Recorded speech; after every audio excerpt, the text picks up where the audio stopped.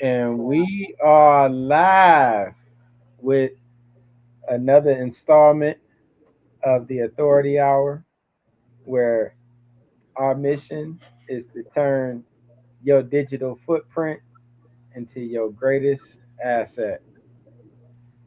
And this episode is a special one because it marks a transitionary point, a bit of a pivot from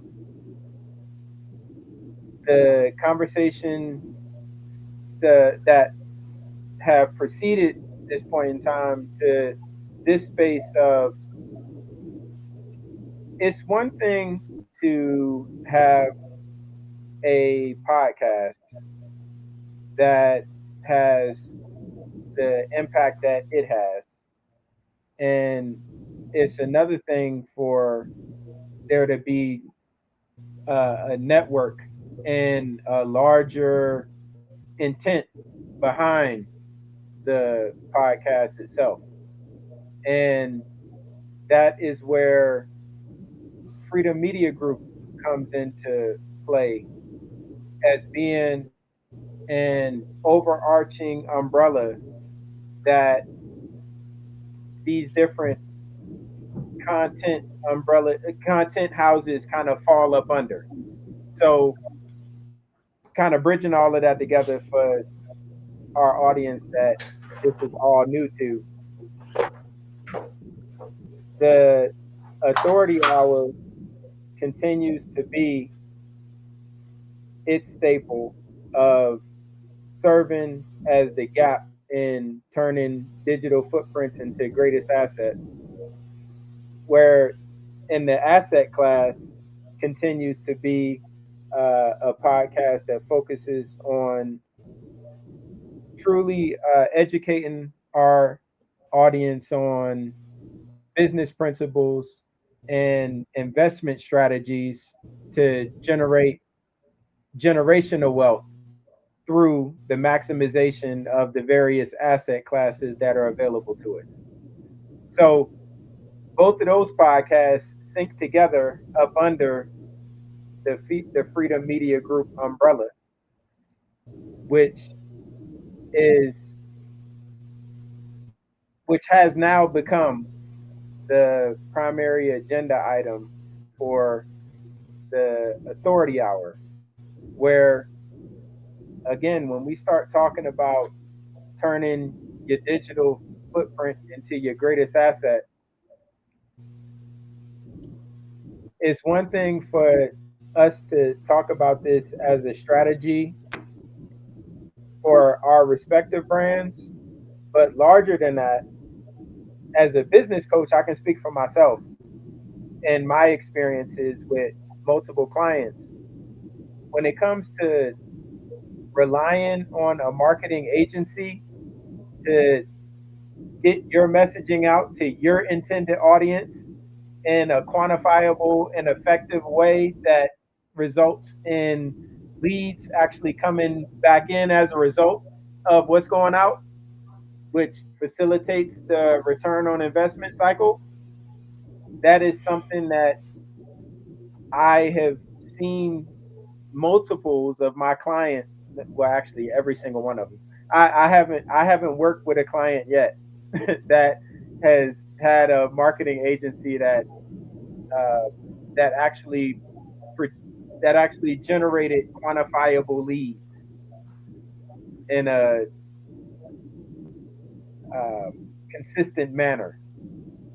And as Ronnie and I have spoken about it on this platform, like that's been his experience in the 30 years of building to RH Auto Brokers.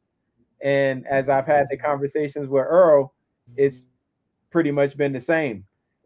If when we are not at the when we are not behind the steering wheel of our marketing journey and our branding journey, leaving it to someone else just leads to disappointment, which is where this podcast and its agenda kind of steps in, where we are intent on defining out the framework from a marketing perspective that takes the brand that is established and turns it into the engine that fuels greater impact, because that's ultimately what it's about. Revenue is a metric, impact is everlasting. Like that's the true essence of legacy, the scale of impact, and how effective that we are on the marketing side of what it is that we do has a direct correlation to how much impact that we're able to have based on the professions, the passions that we have adopted, respectively.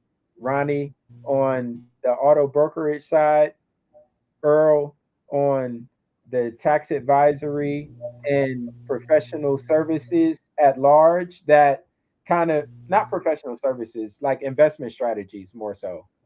My bad, Earl.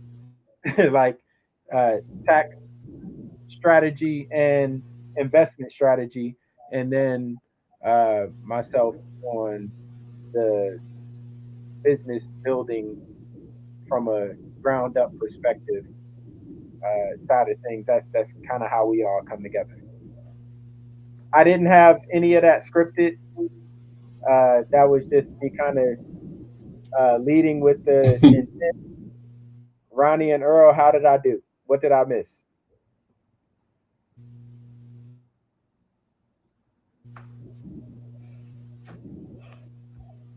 I don't know. Earl might be frozen. So, like, I think you hit it, man. Yeah, we're trying to figure it out.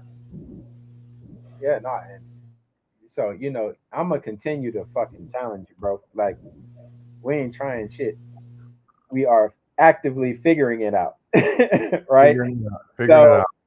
when it comes to Freedom Media Group, the pillars of Freedom Media Group are the Bro, pillars. I know I'm excited to be a part of the Authority Hour with you guys. And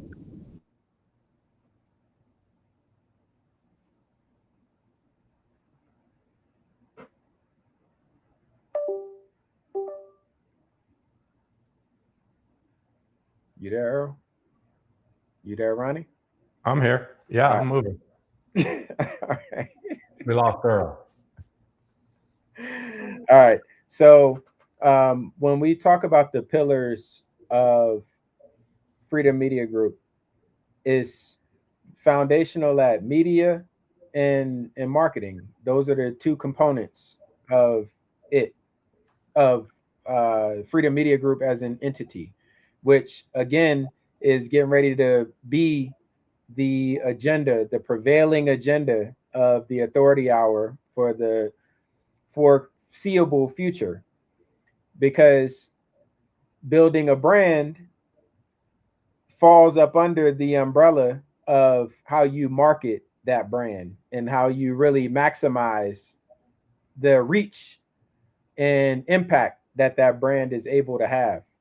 And Yeah. that's where Freedom Media Group comes in. So again, we got the media side of it. And Ronnie, when you think about the the place and space of media as it currently stands, where historically, do you do you have any recollection of when the news cycle went to a 24-hour cycle, where like now CNN is on 24 hours a day and Fox News is now on 24 hours a day, and MSNBC, all these other networks, they're all news but are on for 24 hours a day? Do you recall when that happened? Let's find out. And the reason that I asked it is because it shifted when that happened. That shifted how media kind of connected with the world at large. Well, the United States. I ain't gonna talk about the world. The United States. When our news cycles went to 24-hour news cycles, then they had to fill the news the news companies had to fill that 24 hours. And now news became more of a, we got to make it entertaining. Right? Yeah. So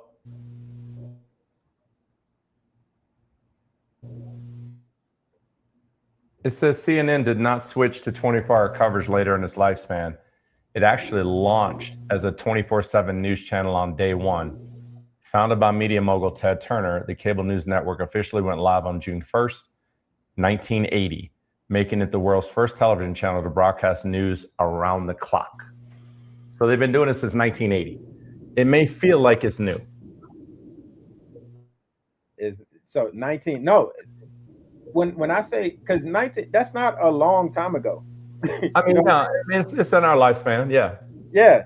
So I wasn't born in by that time frame, but it's not in our lifespan. Then it's in my lifespan.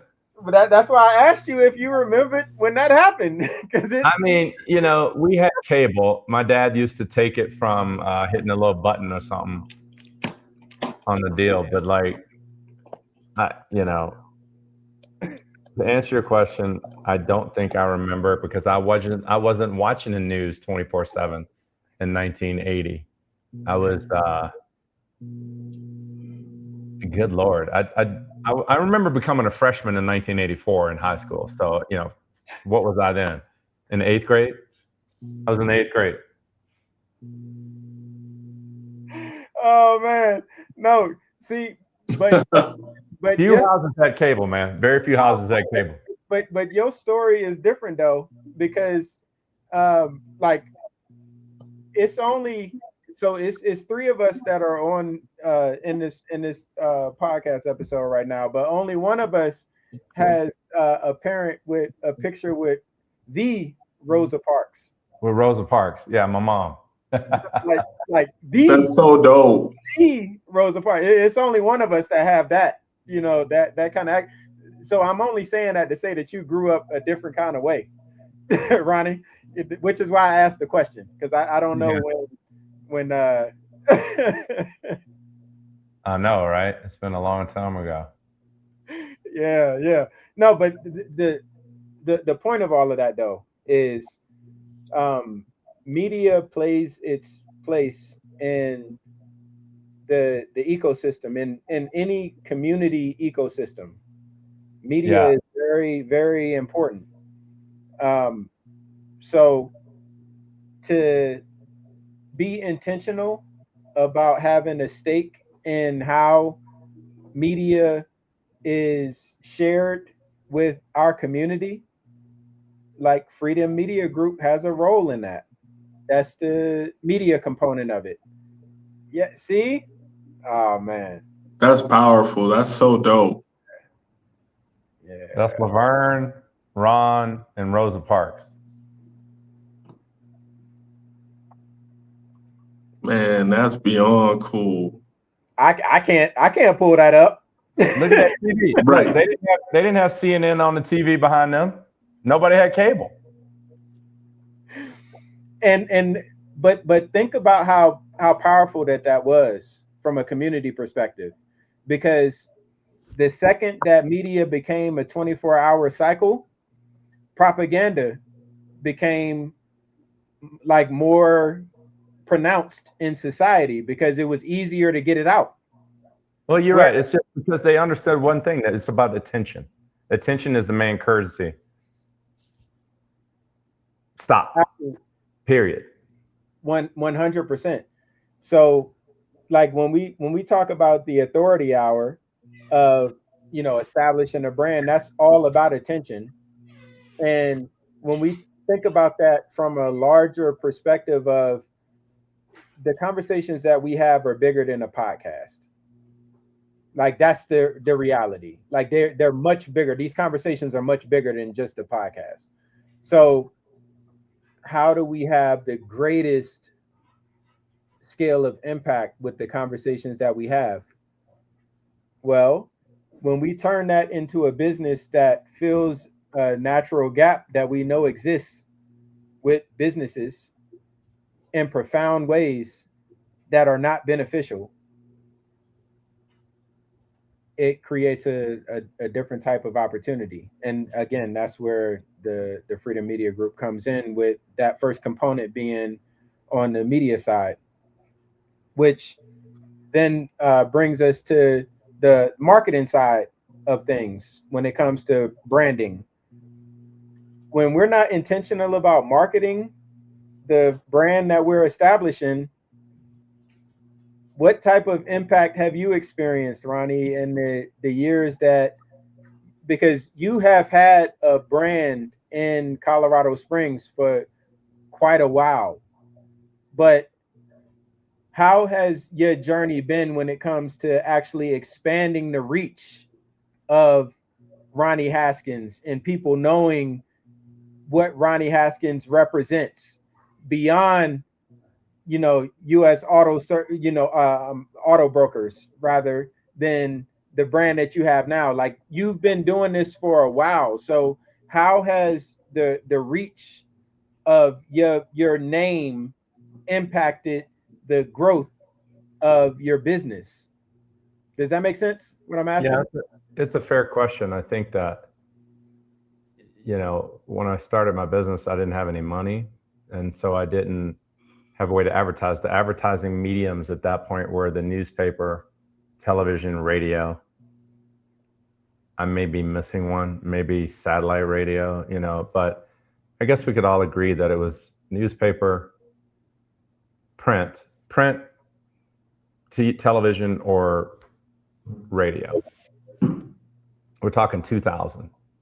They say Al Gore invented the internet in 1998, but like, it's funny because we look at these things. It happens to me in cars, right? I'll see a car, like the other day. It was a 15 trade-in, a 2015, and I'm like, damn, this car had blind spot monitor. Wow, I can't believe that. Like, just because we don't agree with the technology that's happening doesn't mean it's not happening. Things change quickly when it comes to technology. And my journey, you asked me about my journey with marketing my business. I met with a guy named Newell Ledbetter. If Newell Ledbetter ever sees this, Ledbetter Advertising in Colorado Springs, he's a client of mine. They bought multiple cars for me over the years and wanted me to market with him. And he said, you're either going to spend money or you're going to spend shoe leather. Which one are you going to do? Well, I had no money. So it was shoe leather for me, meaning networking groups, chamber commerce, function after golf tournament, after this, after whatever. That was the scope of my reach, was to go out and touch as many people as I could on a daily, weekly, monthly basis until I got enough traction to earn an opportunity. Fast forward to 2009 when Facebook pops off. Unfortunately for me, my mindset was stuck on, man, I've been building this business with shoe leather for 9 years. Why would I stop? Which I think most people find themselves there, right? When they're faced with this beast that we're sitting on right here. Why should I do this? It's like, well, I try to teach people the word is and. You can still use a shoe leather, and you can maybe build a Facebook page, So my journey, and maybe you're asking me to go deeper into the questions of like, what did I find that worked? So I found that network marketing works, relationship marketing works. I found that to be true. It still is true. There's no arguing with that. But if you're trying to scale a business to a massive level, I believe that we have to keep our minds open to using every medium that we can, as long as you have the means to do it and niche it down. Even including streaming TV. Like, we're talking about building an authority, but like Hulu's in my face all the time. Like, you want to be on here? Do you want to do this? You want to do that? neighborhood. Like there's an endless amount of different mediums that you can approach to market your business. It's finding out the right way to do, which is why we're on this podcast, is to figure out what works for these three businesses right here, so that maybe we can duplicate that and help other people. And it's no maybe about it. It's 100%. Like everything that you just described there is exactly what the agenda for this podcast is going to be for the foreseeable future. You like, there's all of these platforms. There's Neighbor. Actually, some of the platforms that you already mentioned, but expanding on that, right? You got like Neighborly, you got Yelp, you got Google, you got all of these different ways, these places, different blocks that you can show up on. And when you show up on those respective blocks, how are you representing yourself? How are you representing your brand consistently, so that when the common person is moving from block to block, they consistently resonate with your brand the same way, because it's being presented the same way on each block? Like, that is what this whole conglomerate kind of comes back to. But Earl, did you have any insight that you wanted to bring to that piece? Sure. I would definitely say a big part of my journey in changing how I want to brand and how much digital real estate I want to take up has been through my relationship with you. Because if you remember, when we're sitting down having coffee and you're telling me, like, we got to get this podcast going, bro, we need to do it. He's like, I got that beast in me and you got that in you too. Like, we could really do this.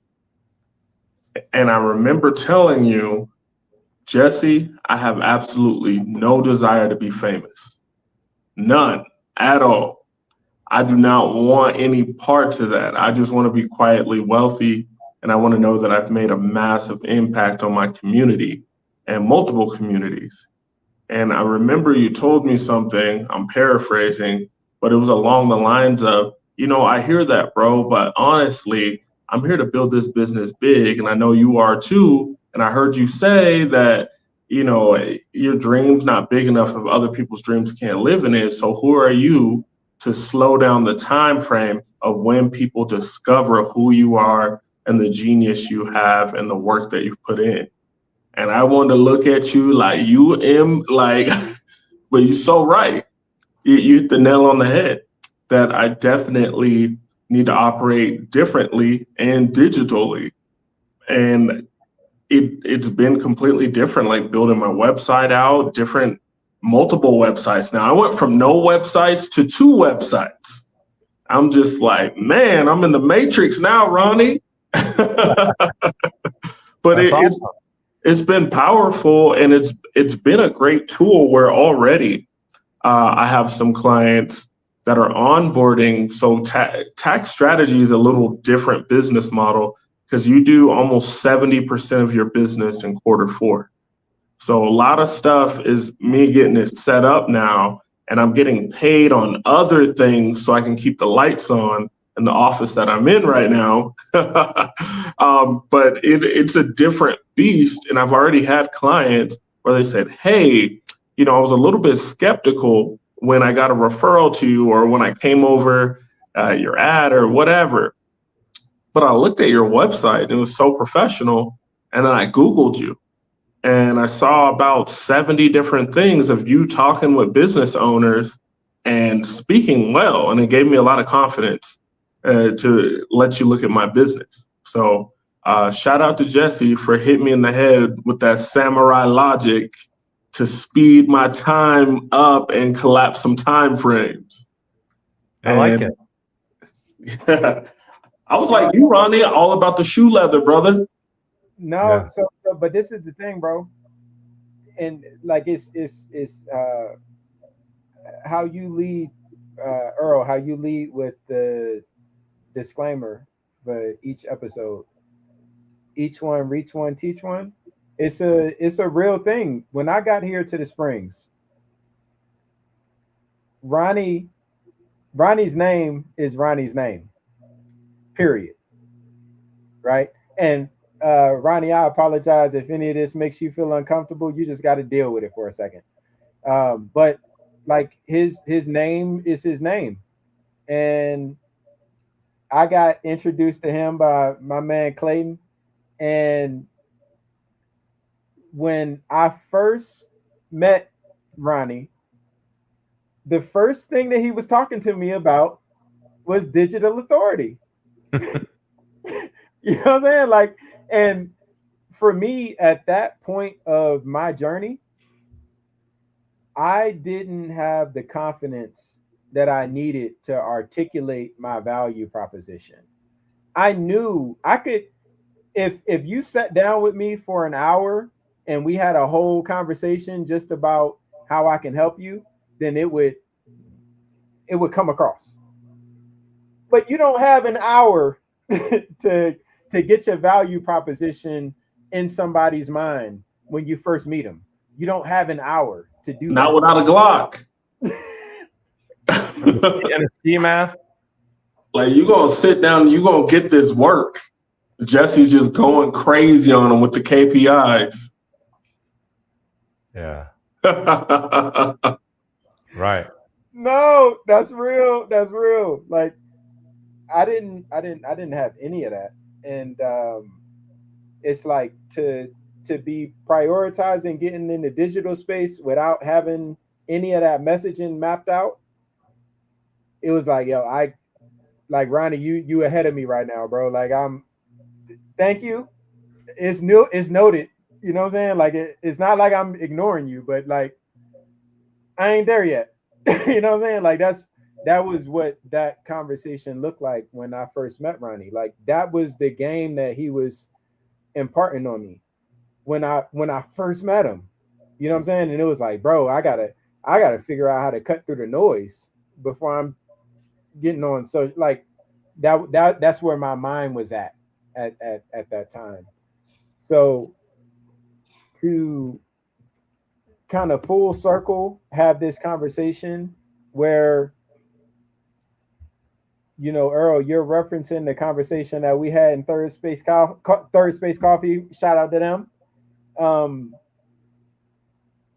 Especially if you're watching, because I just saw her on the podcast talking about she made $800,000 last year. And so I know she's overpaying on those taxes. So you need to hit your boy up. I got a plan just for you. See, and it's just a different value proposition from the conversation. The conversation that's being had here is a different scale of conversation because, again, you know, you shared your testimony, and then my testimony goes to Ronnie. You know what I'm saying? And it's just a cyclical thing, and that's how it's supposed to go. You know what I mean? Like when we talk about a healthy ecosystem. A healthy ecosystem recognizes that the they and the we is bigger than the me and the I. Yeah. Ubuntu. Together we go farther than alone. It may be bigger than you, it may be bigger than me, but it's not bigger than you and me. Yeah. That part. Ronnie, do you remember what I said to you like maybe 3 or 4 minutes into being in your office? We're sitting there chopping it up. And, you know, I'm just... Hold on, because people don't be understanding. Like us sitting in your office, right? So when we talking about sitting in my office, I'm sitting in the ACA Business Club, which is a conglomerate of multiple businesses that are figuring it out. That's not what we set in Ronnie's office. So Ronnie has an actual a space that he owns, like a whole space that he owns, and one of the units that he owns services one of the businesses that he owns. So like I just got to give you your proper lead in on that, Ronnie, because I know you're not gonna do it, and you don't need to. You ain't supposed to. But I'm not gonna let it just get slid and ridden past. I'm sorry, I interrupted you, Earl. Please continue. No, you got to color that in because that's important. Like I'm walking through the lot of all these cars that this man is connecting the community with. Walk into his office. I'm like, man, this is dope. And I'm listening to you guys talk for a little bit. And then Ronnie and I go back and forth a couple times. And then you guys talked for a little bit. And then I just looked at Ronnie and I was like, you know what, man? You are a dangerous man. And I feel safe around you because I do not feel safe around weak men. Those are guys that will always look for the easy way out instead of doing the right thing. And I said something along those lines, and you kind of like sat up even more. You're just like, I feel the same way. Can't be around weak men, bro. I got to be around winners. I got to be around lions. I got to be around warriors because I get those guys. And from that point on, I was like, this is one cool ass brother. And I can't wait to hear what he's going to say next. I appreciate it. Thank you. Yeah, I mean, you're just seeing, it's just this version of me 25 years in. Like, you can't, I mean, I guess some people can start there, but like for me, it's just this version of me. I appreciate it though. Thank you very much. So me, I got a different perspective. I got young dogs in the room with new ideas that I've never heard before. And as a elder statesman, I'm trying to keep my mind open to ideas that they bring to the table because I live by a thing, like what got me here will not get me to the next level. Mm-hmm. We spend so much time talking about what we've done and how many things we've accomplished, but the world is all about what have you done for me lately and what are you going to do for me tomorrow? And so I find it to be very humbling. It's like, yeah, all of those things, they're all done and in the past. What's next? I live by that. What's next? So yeah, you're next. Like you two are next. And I would be a fool to not listen to information coming from people with good energy that are dangerous men that want to do better and scale their businesses and figure out a way to market and build a digital authority. I would be a fool to not be in this room learning as much as I can. Man, that's powerful. We're coming together and we're building something great. I'm very excited for 1 year from now when we look back at this and we're going to be laughing at me like, you remember his computer wasn't working right and all the things. And we're going to look at the scale and we're going to look at the amount of real estate that we're taking up in the digital world.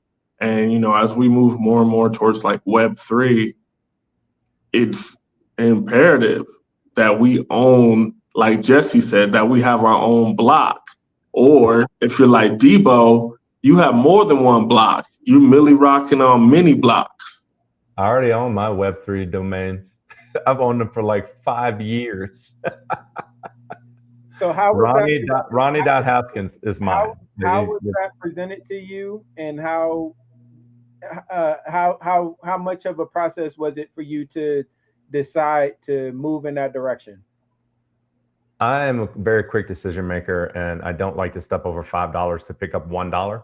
So to sum it up for you, I was scrolling, and Superlink came up, and it was like, they're going to switch the domain. So this is how you're going to know, or this is how people are going to know it's you. And it's happening right now. Jesse was talking to me last week. Ronnie, you can have AI look just like you and do stuff like that. Well, other people can too. Great. Eventually, they won't be able to duplicate me because it'll be my own. If it's not this domain, it ain't me. And you won't have access. So I think that's what's coming. I don't know how to explain it or all the details because I don't know them. But for $52 for life, it's not an argument for me. Like anything below 5,000 is not even a conversation. So there's no sense in it. Why are we arguing about it? Like it's either let's just hold on a second. Hold on. Because like we gotta let the room settle on that for a second. Like you said that if it ain't 5,000, we ain't gotta. It's not. And that is a level of experience that I can't allow for this conversation to just slide past, right? So, at what point in your journey did you recognize the value of what you bring to the table to such a degree that if we talking about something below $5,000, then we really don't need to have this conversation. You know what I'm saying? Like, because We don't that is a real thing, but you got to grow to that space in order to understand that. You do, and I agree. And 5,000 is just a number now. I mean, it used to be 500. But you got to set yourself a number. Like if it's always every penny, I feel like you're going to go around in circles for a long time. So especially when it comes to investing in your business or investing in your self-help, your personal development, your personal development. Like we don't value ourselves. So I want to get that book, but it's $50. It's not a conversation to me. You don't want the book. Bro, I resonate with that heavy. I know when I was in my personal development journey, when I first learned what it was. Bro, it's for life now. It was a journey. Now it's my DNA. Like I don't know how to wake up and not read 10 pages of a good book and not listen to an audio and not journal. So it's not a journey anymore. One of my mentors said, he was like, I want you to fall into success. I want to kick you off a cliff so you fall into success. And I was like, damn, bro, that's kind of violent. You don't want me to climb the stairs of success? Or he's like, nah, because legs get tired. But if I boot you off a cliff, you're guaranteed to fall and land on success. Yeah. So when I first started learning that the big differentiator between myself and other people that were hyper affluent or just real pillars of the community was basically they had information that I didn't. They were living their life with a practicality that I wasn't. And they were intentionally putting themselves in spaces to be uncomfortable so they could grow and hone new skills. I was like, I'm about to go crazy. I'm about to talk to everybody. If you're within a 3-foot radius of me, we're talking. And I was super broke at this time, working on my double undergrad. So I got to go to the coffee shop, bro. Got to go to Barnes and Nobles to be able to read a book. And I would just tell those people, look, every other week, I'll make sure that I tip you guys so I'm not just a bum in here, but I got to get this knowledge. Like, I might miss a meal here and there, but I'm not going to miss an opportunity to learn. And they were cool with it. They respected it. One of the things about you guys one of the things I'm excited about being in a room is Jess has been talking to me about Go High Level for like 3 or 4 weeks. Knowing that I was already currently I'm a HubSpot user. Like we use it. It's the whole ecosystem of my business. So getting me to migrate from it is a very challenging thing. It would have to be some. But you didn't migrate from it though, because it integrates in. Well, the thing is I had to challenge myself. I mean, I had to deal with my child on Friday night. It was late, and she had a challenge that I had to help her through like midnight, and so then I couldn't go back to sleep. So, and I had to be up. We were going to the lake the next morning, so I basically didn't even sleep at all Friday night, maybe 2 hours. But when I couldn't sleep, I started reading. So I'm reading, and then I start talking to AI. I was like, let's talk about High Level. Let's just talk about it. And I spent 2 hours discussing every aspect that I wanted to do.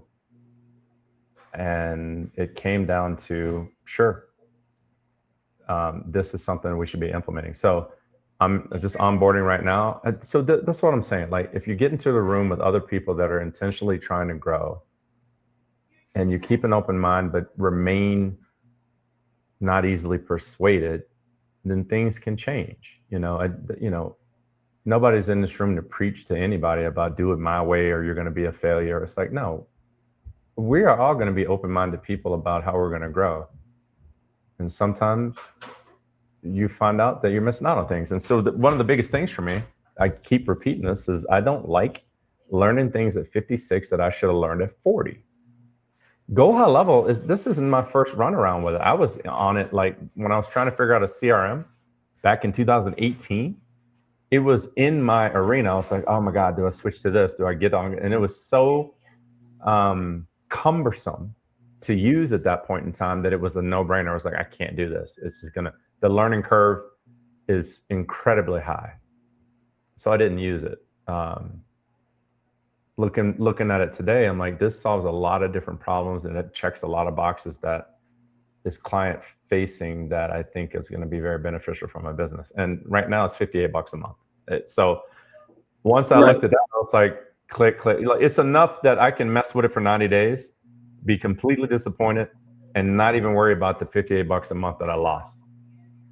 It's totally worth the juice is worth. Hold on, because Ronnie, you already know how I do. These words matter. Like,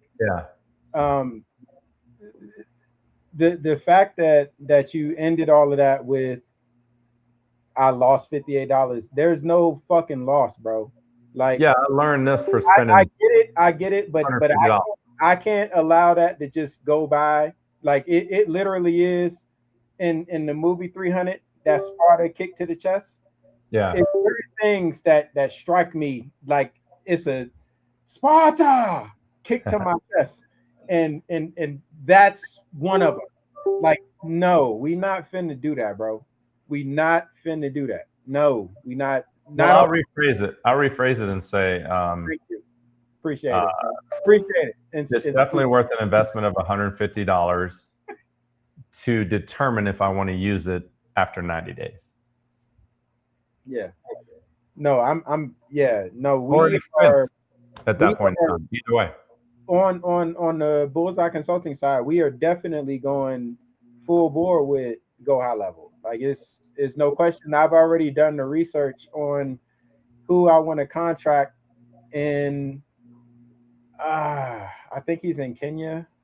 I can't recall the exact country in Africa, but I found my Go High Level professional that I'm going to contract to train my virtual assistant. You know what I'm saying? Like it's not a question, because it's one thing for us to be having these conversations that we're having each episode. At a certain point in time, who we intend to speak to, a message is going to connect with them. at some point, it's going to happen. And when that does happen, it's going to strike them the same way that it struck me with different, because it's been certain thought leaders. And Ronnie, we had this conversation a little bit. It's been certain thought leaders that once I found out about them, then I was, oh shit. Like, I wasn't expecting to spend my whole weekend on a rabbit hole learning about this motherfucker. I've done that. Yeah. I've done that on countless of occasions. So the reality is, what's happening right now in real time is our cachet is being built. And it can be 6 months, it can be 6 years, it can be 60 years. I don't know what that timeline is going to look like, but at some point, somebody is going to find out about the conversation that we're having right now, and it's going to motivate them to go on a swan dive that I'm all too familiar with to learn more about what it is that we're discussing. And when that happens, it comes back to resources like Go High Level on how effective that I'm going to be able to serve that person in 6, 16, or 60 years. Right. It's these types of resources that tie it all together. And we have to be forward thinking in that way of, yeah, we're having this conversation right now, but it's somebody that's going to listen to this conversation in 2 years. Yeah. And when they listen to this conversation in 2 years, do they have a guide path that gets them to the same value proposition that motivated the conversation to begin with? Yeah. That's what we're here to do. That part. That part. Man, we over here documenting greatness. Look at you guys. My computer's giving me problems. All right. So Ronnie, and this is a beautiful part of the transparency and what it is that we're building here. So when it comes to production, I was having a really good conversation with Brian, CB the Creative, who will be joining us next week. All I had a really good conversation with him a little bit earlier about the production value of what it is that we're doing here, because the conversations that we have, it's no question the value that comes from them. Like this is a Clippers wet dream.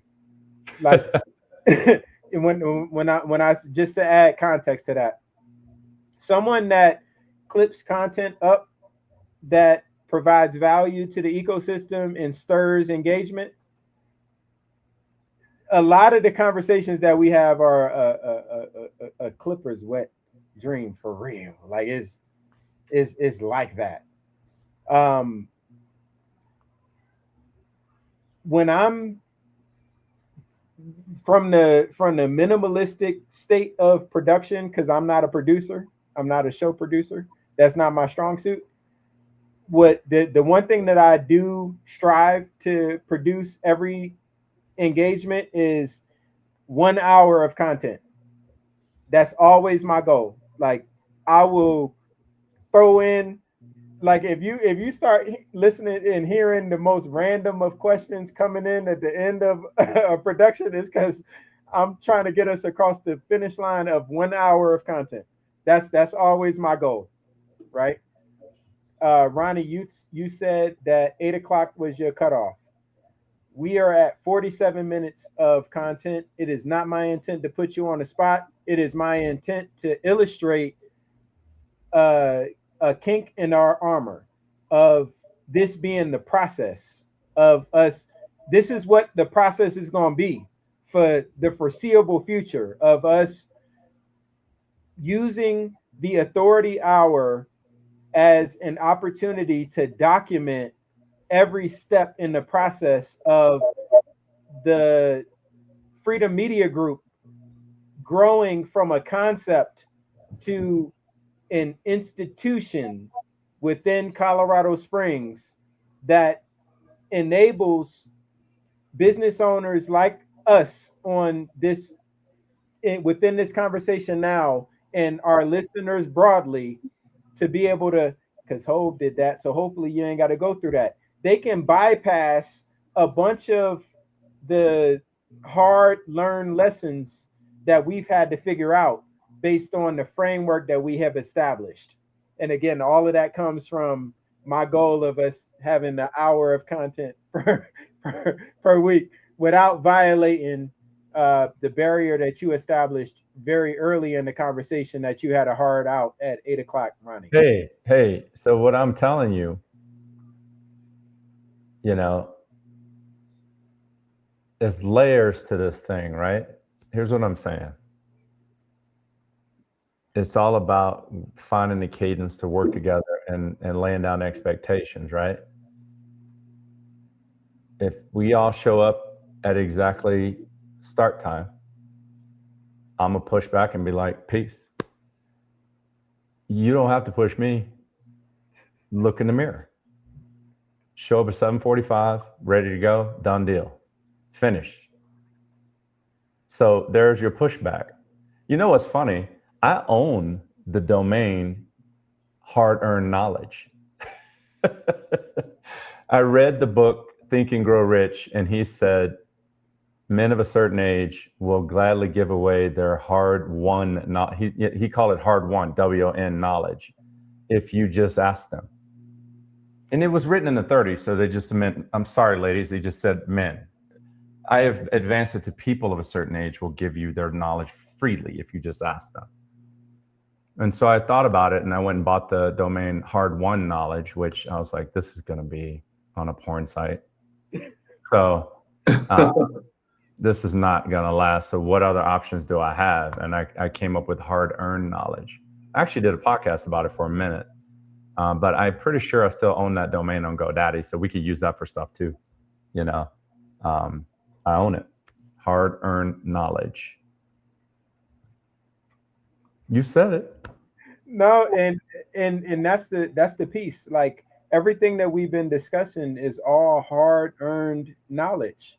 Like when I think about the trials and tribulations, challenges and opportunities, not only that I've experienced in the past, but that I experience to this day. To this day, my shouts to my man Deontay Wilder. Like I still, as a black man operating in a space where I'm on a contract, so words matter. That don't matter. That don't matter. Words matter. That don't matter.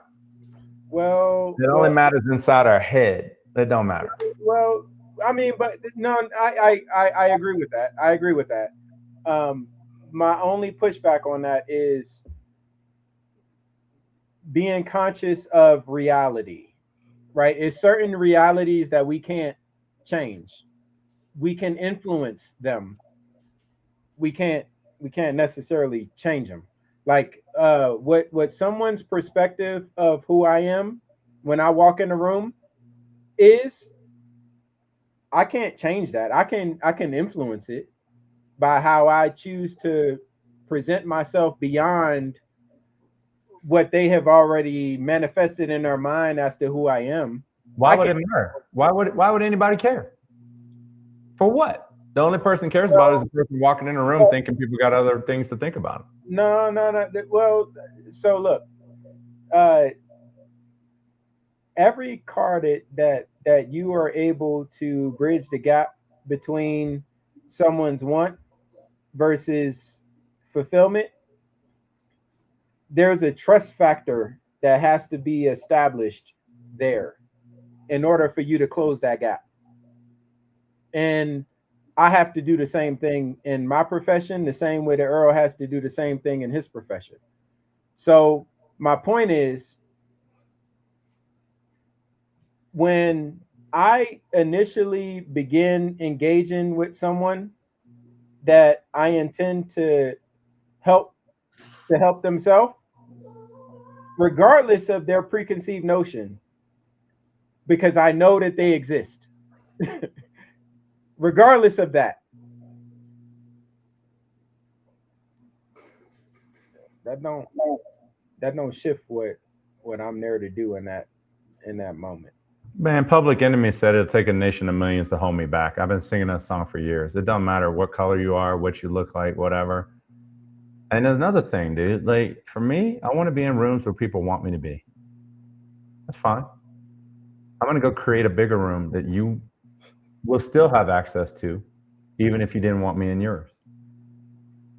That's how I'm going to change the world. I'm going to give it to everybody. Yes. Not gonna, there might be 3 brothers on this channel right now, but I'm not worried about it, dude. Built my business in this town without the help of any of you. You know, like, there's nobody coming to there's no parade for me. Like, yo, we're gonna come help build your business because we look the same. It's like nobody cares. It's been proven over and over again. And I think it's just a false narrative. So either we're building something great, or we're going to keep on figuring out how to trap ourselves in a cage.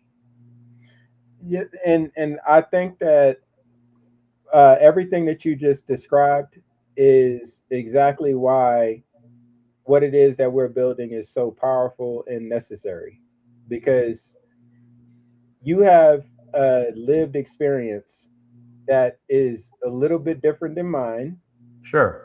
I have a lived experience that is a little bit different than yours, and I have it applies to all three of us. You know what I'm saying? Like we all have different lived experiences. However, when we bring those collective lived experiences together, we can collectively build a infrastructure that is battle tested ready for any situation that can potentially be thrown at it, because we move through life in a different kind of way than some of the folks that operate in the same arenas that we operate in respectively. And the three of us operate in completely separate arenas from each other. You know what I'm saying? Yeah. But by us having these collective conversations, from my perspective, it creates a framework that makes it easier for folks that can resonate with various parts of our respective stories to thrive in this world in a way that we had to figure out on our own, because it wasn't just there. The only way people can have power over you is if you give it to them. They call it submitting. That's a fact. That's a fact.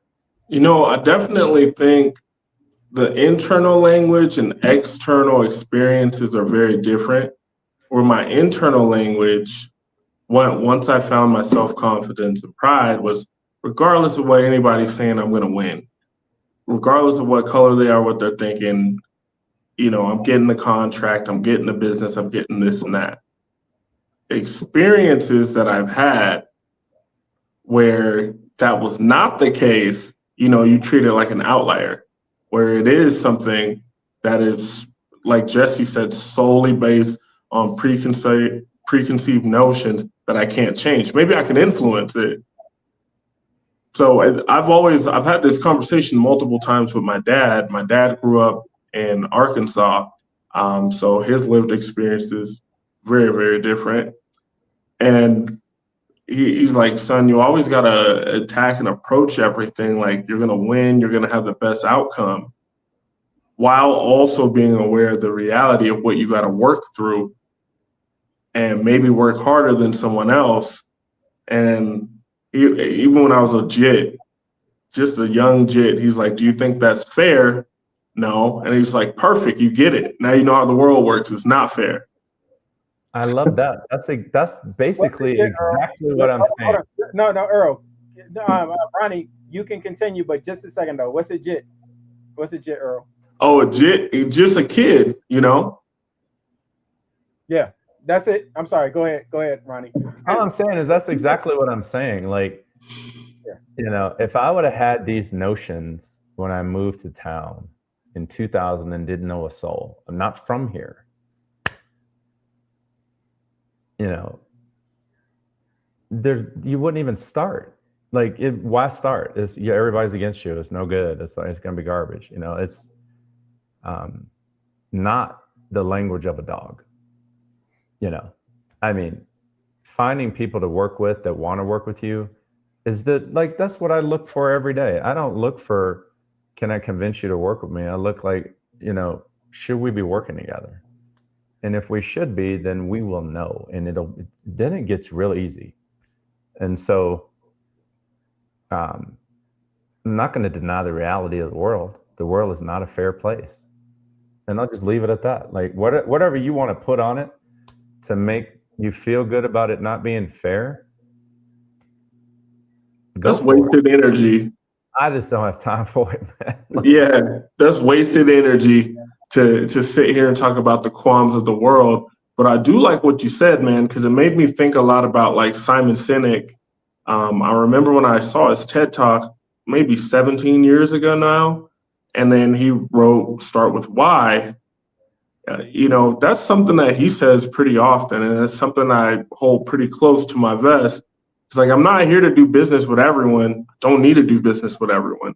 I'm here to do business with people who believe what I believe. Yeah. And we'll have a natural magnetism towards each other. And that's going to make life very interesting and very profitable. So that's basically what you're getting to, man. Should we be doing business together? Jesse and I talk about it all the time. I'm like, bro, I just fired this client. They thought they thought it was going to be something different. It's not. If we're not aligned, we're not aligned. Maybe we shouldn't do business together. I still wish the best for you. I still hope you're eating a feast. It's just not at my table. Yeah. It's quite simple. I think that, and that's the beauty of the digital thing and why we're here. Like, you can reach the entire Colorado Springs with one video.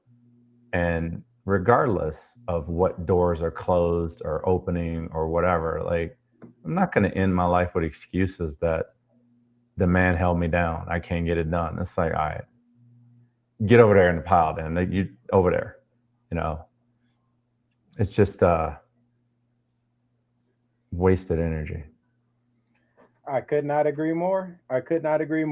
And just to be clear, if there was anything that I said that created a perception that I don't look at it any other way than how you described it there, Ronnie, that definitely was not my intent. That's fine. We're just having a conversation. It's okay. No. But the conversation that we're having, we've invited the world to the conversation. I had a cat recently, bro. Sorry to cut you off, but it's relevant. I had a cat recently sit with me for an hour. And he said, man, I don't know black people like you. And I was like, what do you mean? You can afford stuff and you do. I'm like, all right, man, look, whatever, dude. But it's his life journey. That's what he's going through. He's figuring that out. I didn't say get out of my office. That sounds racist. I said, okay, dude, maybe it's my turn to change your life, whatever. Like, stop prejudging people, like, other people move in different ways. I have to deal with it every day with consumers that I have to work with of all shapes, sizes, colors, creeds, religions, political views. It's just so many things. And if they all have to be in alignment for you to be part of my audience or for us to do business, we're not going to go very far and we're not going to learn anything from each other. If I'm adding anything to the authority hour, is that my ears are open to all opinions. I'm listening, but I'm not easily persuaded. So make your point. I think that's missing in America as a whole, as an ex-soldier, a veteran. Like, if we're all drinking the same Kool-Aid, nobody knows what the other Kool-Aid tastes like. It's like, come on, man. We can get along. That's real. I think that's Aristotle, man. That's just the mark of an educated mind, to be able to entertain an idea without necessarily supporting it or believing in it. We need a lot more of that in America. We need a lot more of this intellectual discourse.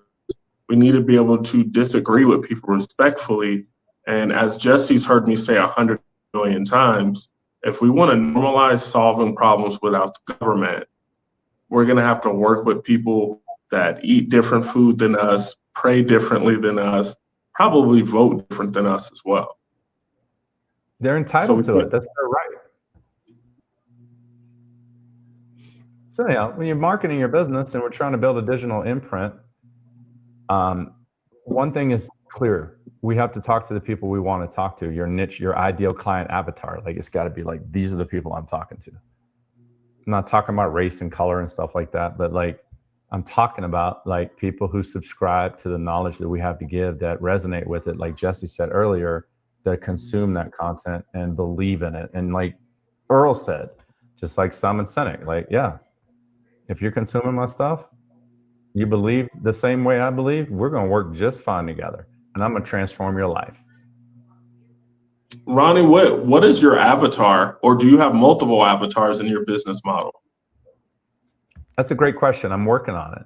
I'm getting closer and closer to it. I'm getting more and more selective as I grow older. But right now, my ideal client avatar is a very simple sentence, right?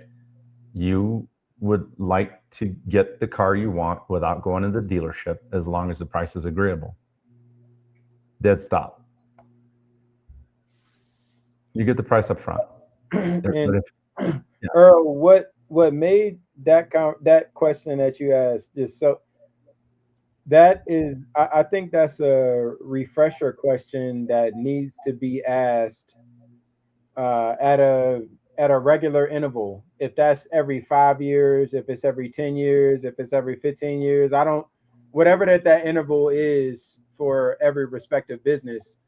That's a question that needs to continue to be asked because the world is constantly changing, consumers are constantly changing, employees are constantly changing.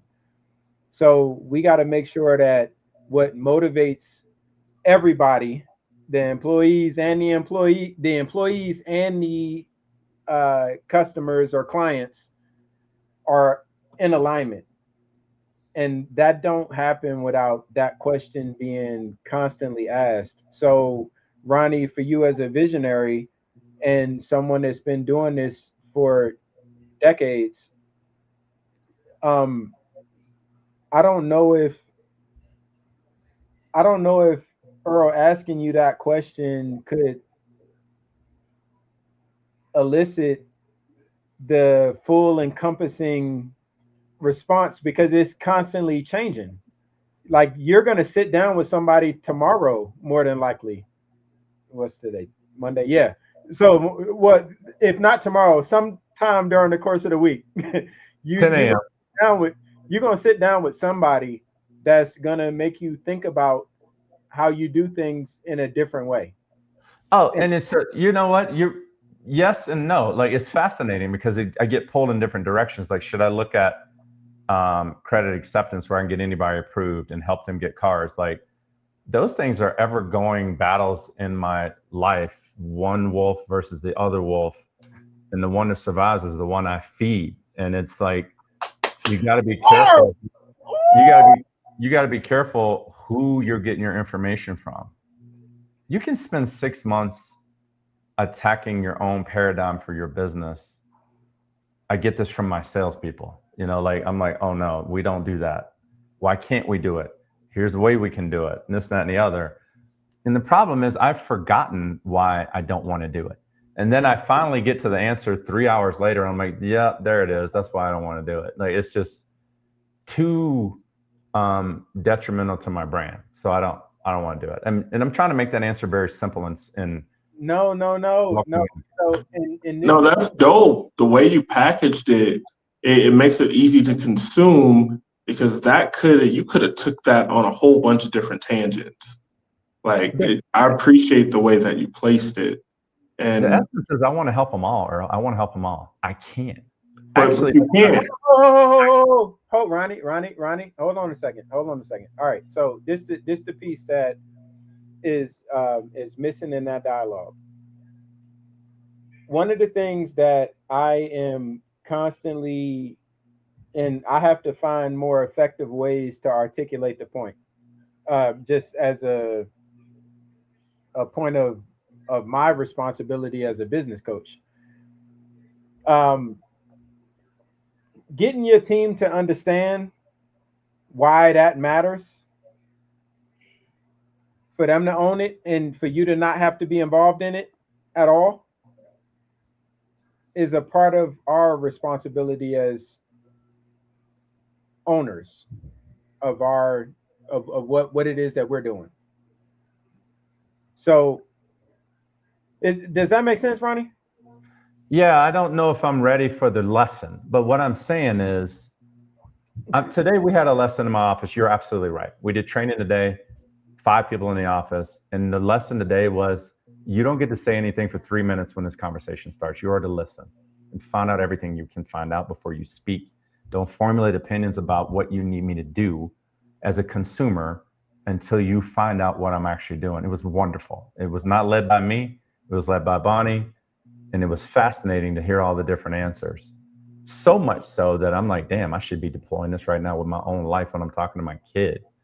Don't even try to offer a solution, fix it, do anything, let them talk. But how do you I don't know turn how much that, I can. but Ronnie, how do you turn that into a process that doesn't require your presence for it to persist for years and generations to come? Repetition and making it part of the company culture as far as training. That part, Listen, that's the part that I'm really driving home. The process piece of it. mhm. Like when because an example that I'll give to an analogy, I guess, or an example is it's certain things that we do as the tip of the spear for our brand that it's just unconscious. It's not a thought at all. Like it's how we're uniquely wired, and those things that make us uniquely wired enable us to avoid wasting a lot of time. Everybody is not wired the same way, which means that some of those things that uniquely make us who we are as the tip of the spear, when we're not intentional about making those things process, then for the folks that it doesn't just naturally register for them, they're going to waste a lot of time. So we got to, as the visionaries, as the tip of the spear, create those processes. Hove did that, so hopefully you ain't got to go through that. They don't have to think about it. It's this is what you need to do, and this is why you need to do it. If they And believe it.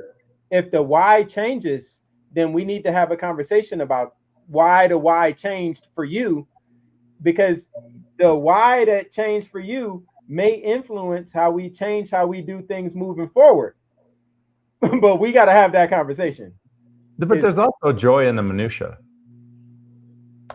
If I'm telling you once and you getting it, if that's the way the world was, I wouldn't be sitting here right now. Touche. I understand what you're saying, but there's also joy in the minutia of them doing it so they can experience it. They want to know why. They want to feel it. Like they want to be part of it. So You sound I'll like say a it, father. You sound like a father, in I'll particular, say a it like father this. of daughters. Like The I'm thing is, it's the they same have to way. feel like they came up with the answer, Yes, agreed, agreed. not be told the answer. I'm with you. I'm with you. Like I, who wants that? Like you have to be in a place to receive it. Like I'm ready for the message. Tell me what to do. Yeah. That's a different thing. Like I'm in the huddle. What are you seeing, coach? I'm wide receiver on the right side of the field. I played right side. I'm looking left, and the coach. Do you have a huddle meeting? Do you have a huddle meeting with your team now, Daly? No, no. I know we've spoken about it, and we're gonna continue to speak about it. We're not gonna spend more time on Um, the episode talking about it. But yes, all right. Anywho, look, we can do this, and we do this every week, which is why the Authority Hour is a program that will continue to be available for those who are in the thought processes that we have, that without a digital identity, without digital authority, then kind of setting yourself up for irrelevance in the future. And it's not really a nice way to say that. And I haven't thought of nice ways to say that, because either you get it or you don't. And if you don't, that's cool. We may not be the platform for you. Uh, this is about being intentional in establishing the digital brand authority and presence that becomes the asset for freedom. That's what the Authority Hour was designed from its inception. And as we've shared from the beginning of this particular episode, we are taking a bit of a evolutionary step in a greater direction of not only focusing on branding, digital branding, being the greatest asset, but taking it a step further and understanding how the marketing strategy factors into all of those components so that the value proposition that you are able to provide to our greatest ecosystem is able to connect with the components of our ecosystem in the most efficient manner possible. And that is what this platform will stand for the foreseeable future, with uh, our conversations leading that charge, because we have a vested interest in creating audiences that are serious about taking advantage of the value proposition that we respectively provide, rather that be uh, purchasing a vehicle without all of the headaches of going through being on a dealership and somebody that's in a sales position that is just trying to increase the commission in their check. Like, that's a whole experience that we have had with purchasing vehicles. You don't have to do that. You can choose to do that, but you don't have to. Like, Ronnie, make sure that you don't have to do that. Yeah. Or it could be you get into a space where Uncle Sam is now in your pockets disrespecting you. Like, you feel the disrespect. Like, I did not work so hard to be so successful, and successful is subjective, but financially successful for you to be in my pockets this way. My man Earl is going to get you squared away on the way of avoiding that. You know what I'm saying? And on the business side, it's one thing to own a business, and it's another thing to be owned by a business. And that's the piece that I do. So, when it all comes together, it's a healthy ecosystem. And that is what Freedom Media Group is designed to provide. And the authority hour will continue to be the blueprint for how that process comes together, how Freedom Media Group becomes what Freedom Media Group will become. People will be able to go back to previous episodes and learn how a digital media and marketing firm came to fruition with through the lenses of three entrepreneurs that recognized a soft spot in the market that was a huge vulnerability for a lot of business owners, and decided to do something about it. That said, my man Ronnie Haskins, my man Earl Harden, I'm Jesse Bullock. You could have been anywhere in the world. You have chose to be here with us. We appreciate it. We value it. Thank you. Thank you. Thank you. Thank you. This has been the Authority Hour.